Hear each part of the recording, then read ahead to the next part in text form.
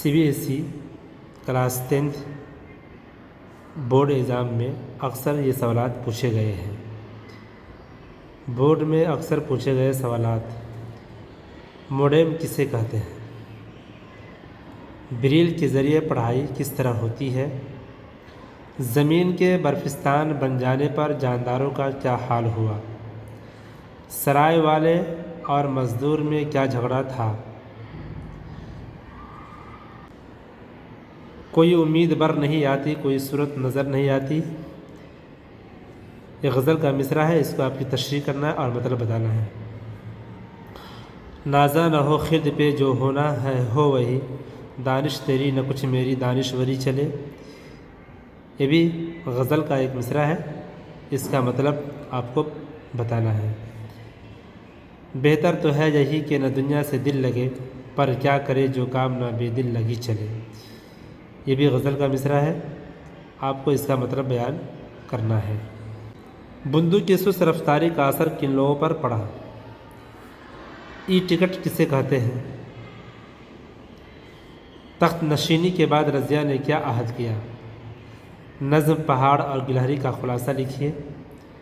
मिर्ज़ा गालिब की शायरी पर एक नोट्स लिखिए।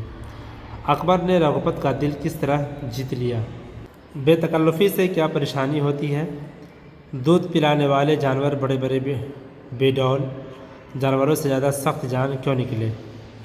रज़िया सुल्तान की खूबियाँ क्या थीं? आलूदगी से क्या मुराद है? पानी की आलूदगी किस तरह पैदा होती है? उत्तर भारत में कौन सी प्राकृत बोली जाती थी और हिंद आर्याई ज़बानें कौन कौन सी हैं? भीमराव अंबेडकर का सबसे अहम कारनामा क्या है?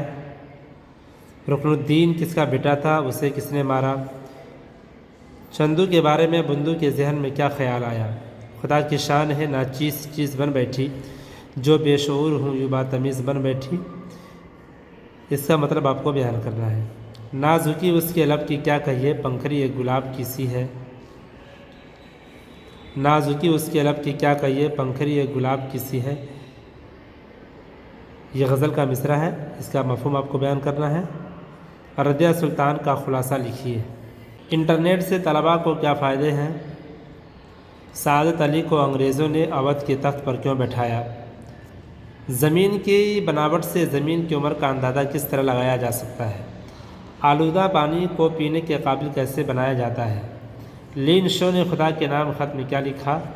इंटरनेट किस तरह काम करता है? अकबर किस ख़ानदान का बादशाह था? आलूदगी से क्या मुराद है? अकबर रग़बत की किस बात से मुतासिर हो गया? बंदूक को काठ का घोड़ा क्यों कहा गया है?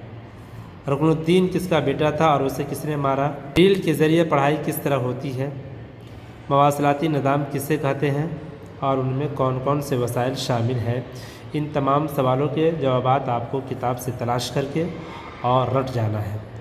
इसमें से आपके कम से कम तो 2, 4, 5, 10 तो सवालात आपके एग्ज़ाम में टकरा ही जाएंगे।